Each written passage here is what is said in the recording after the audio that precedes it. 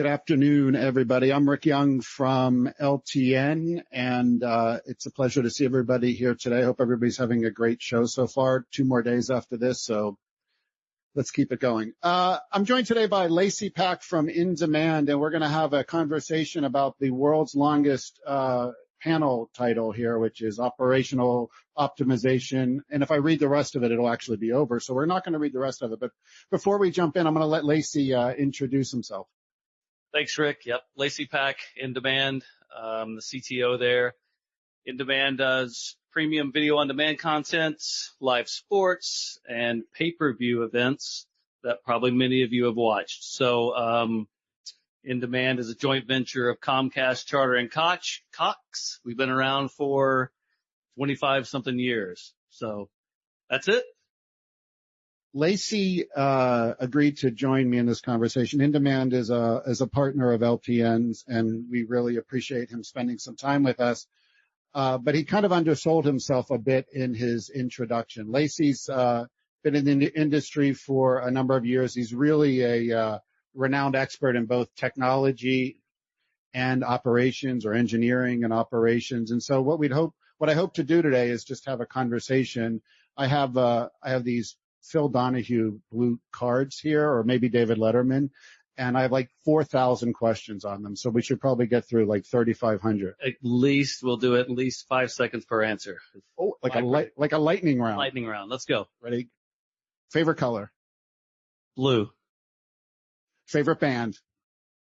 Ooh, Alice in Chains. All right, good. All right, here we go. All right, sorry. I got distracted.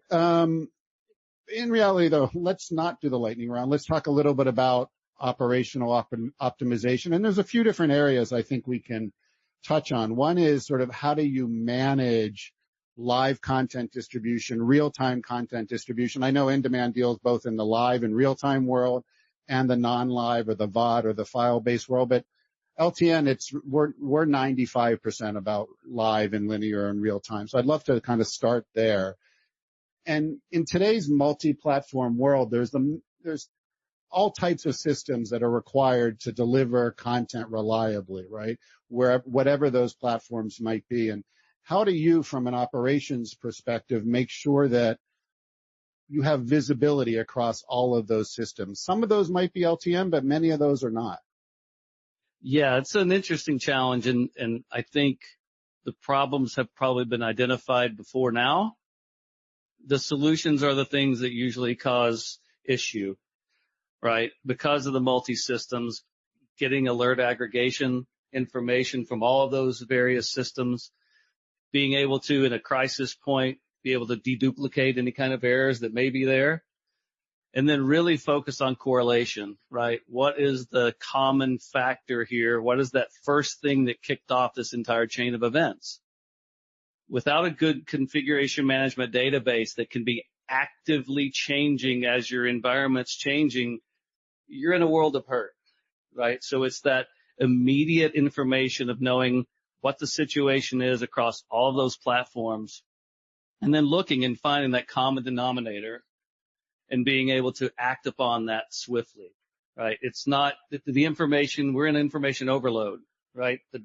Everybody was pitching dashboards 5 years ago. I'm a no dashboard kind of guy. I want to be told there's a problem here and here's what you need to do. Go fix it. Have a nice day.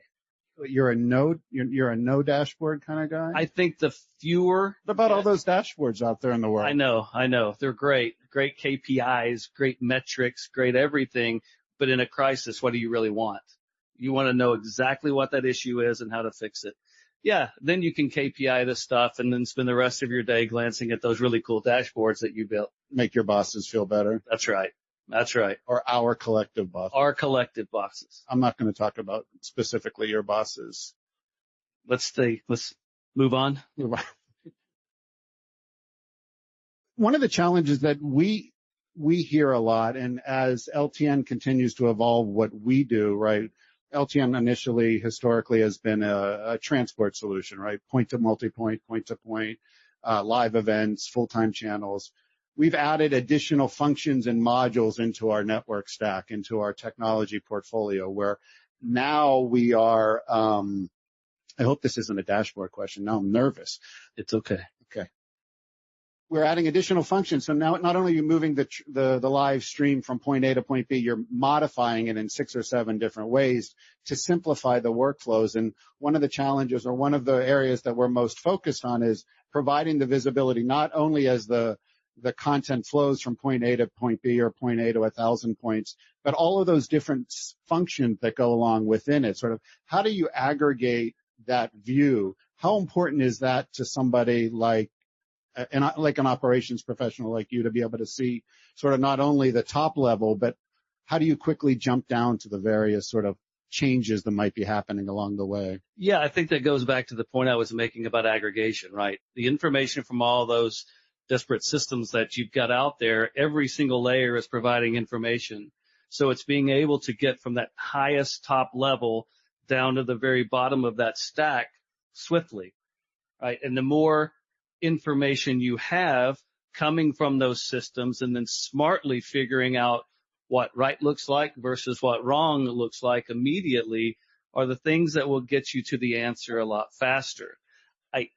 We talk about lessons learned a lot in this industry, and we all have them, and they're all really great stories, usually about something where someone may or may not have made a mistake. But in those situations, when you have a major event, lessons learned belong back in the systems themselves, not on a Word document that you can't find whenever it happens the next time.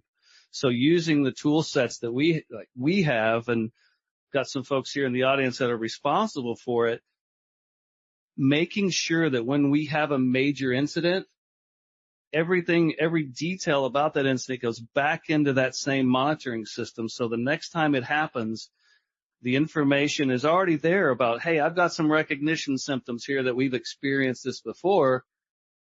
Here's exactly what we did to fix it last time. And then you can even automate that fix the next time it recognizes those symptoms. So that's the thing, is ensuring that you don't just rely on a postmortem and everything that happens in that postmortem dies and lies on the ground until it happens the next time. It's being proactive and making sure that information is readily available the next time it happens.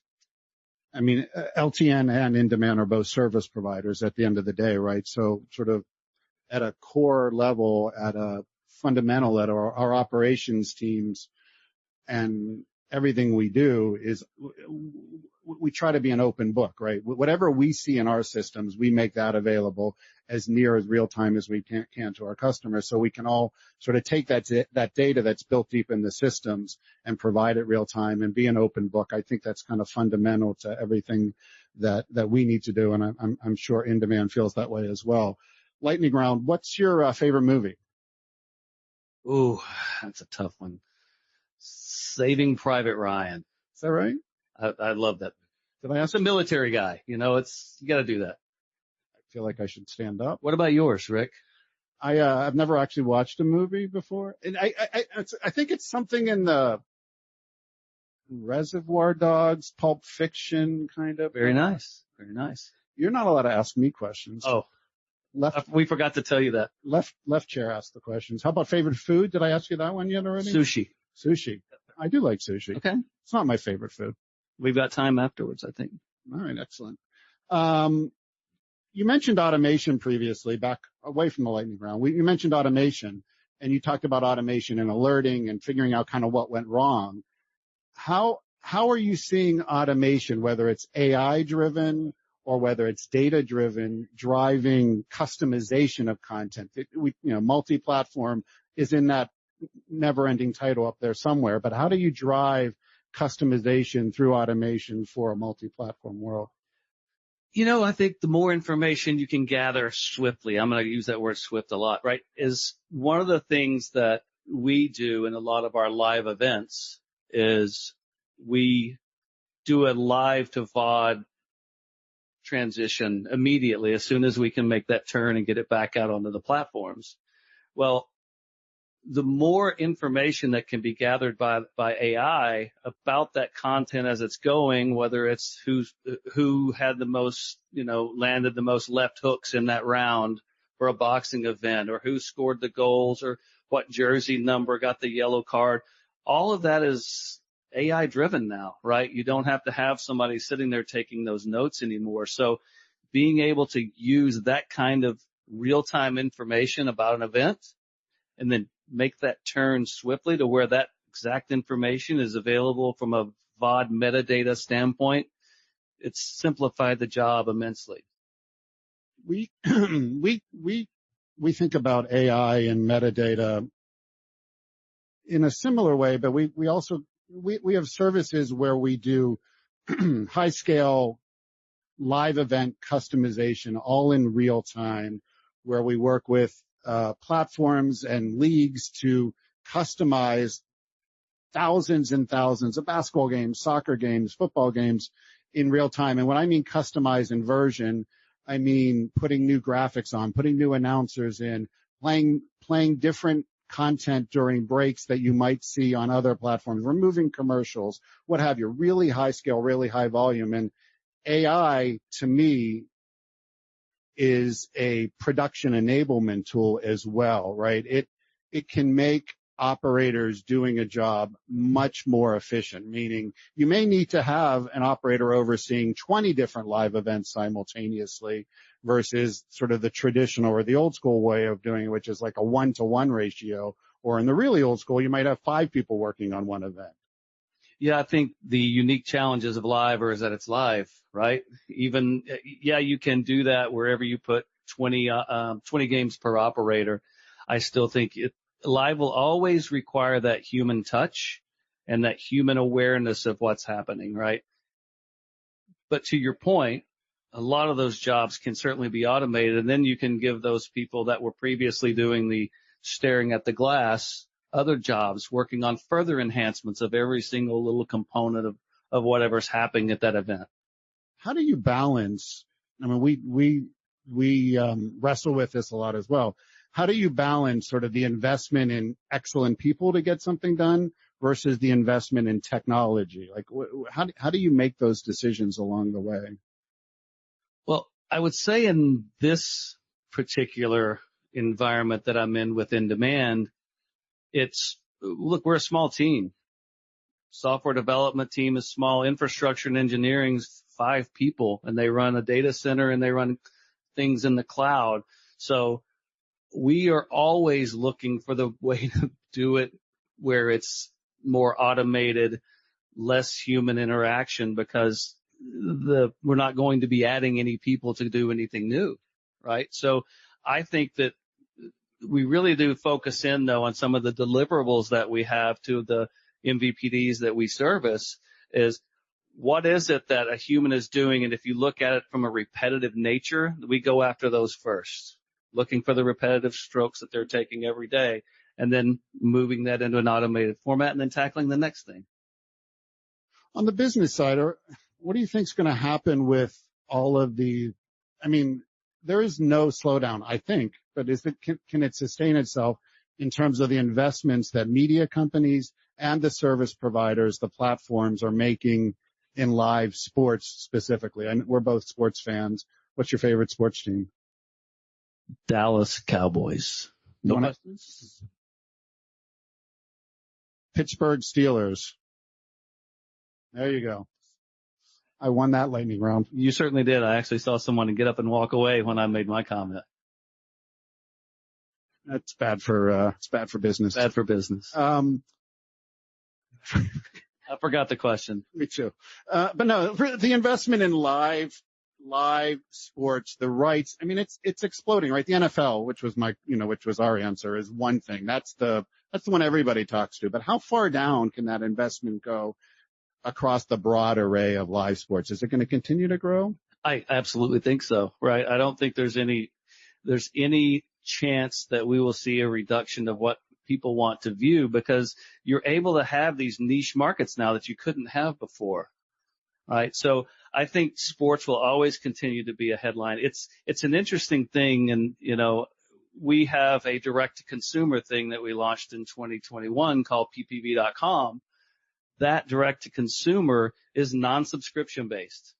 So we're in this challenging environment of how do we still have content for people to view on the site when there's not another event that we're actually selling to a consumer every 2, 3, 4, 5 weeks. So finding ways to keep free content available to them is really important. And some of these smaller type events is something that we can do very, very cost efficiently. I think one of the ways to to scale one of the ways to scale sort of the volume of content is obviously technology driven, but then there's the conversation that many of us have is sort of, what do you do on premise? What do you do in a cloud environment? How do you pick and choose and mix and match where to perform processing functions, where to do what you need to do to make live content happen? That's sort of like, how are those decisions being made operationally and on an engineering side? It's the age-old question, I think, at this point, right? We can also say that we've been talking about this for a long time. And we run both. I think where we have to make decisions that we want are the access to the really fast processing times that sometimes we may need and we find more control in, from an on-prem perspective. And then from a cloud perspective, we run several applications that I think the things we like in the cloud are the things that we really need to protect, right? And in a data center, yeah, it's highly protected, but if something were to happen to a single data center, as an example, sometimes that backup, sometimes the things that you need readily available may not be for a certain amount of time. So that's the way we look at it from a technology company. I think when you look at live sports, we have certain components that run on-prem and certain components that run in the cloud. So it's a balance. Cost is obviously it's one of the things, and we've found that to be a little bit of a challenge too in certain aspects of our choices. Are you finding cost? I think there are some lessons that are being learned along the way where there are, I don't know if the right word is, hidden costs that you find when you work in a public cloud environment, right? Oh, I didn't think about egress, and I know I need 3 different versions instead of 1 different version. Yeah, that's exactly what it is, right? And the thing you have to be really aware, I've heard horror stories of people turning things up, not actually paying attention to it, and then they look 3 months later and their bill is slightly spiked or, massively spiked. So I think managing those control costs, and you're right, there are a lot of solutions now. The egress was always the thing that was scary to everyone, and I think we've solved that. I think there's several other ways to manage those kinds of things in your production environment. So it's which one is better, which one is lower cost, and just keep, it's almost a commodity at this point where you're just kind of playing a price war. But I still think there's opportunity to go back and forth. And we do it, like I mentioned, we do a little bit of both. What's your favorite city to visit? Ooh, favorite city to visit. That's a good one. I will say that Las Vegas, Nevada. Las Vegas, Nevada for all the people here from the Convention Bureau. No, I would say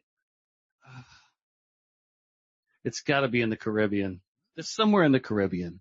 And a beach somewhere. A beach somewhere, and preferably someone waiting on me. What's your favorite cocktail? Old fashioned. I'm a Manhattan. How about you? I'm a Manhattan. Manhattan? Well, same neighborhood for sure. Okay. Right. We're losing focus. Listen, I think we are out of time. Lacy is available afterwards to speak to. He's really an expert. We're lucky to have him on the panel with us, or with me today. And InDemand is a great partner. Lots of good stuff to come, I hope. And I appreciate everybody's time today. Thanks, everybody.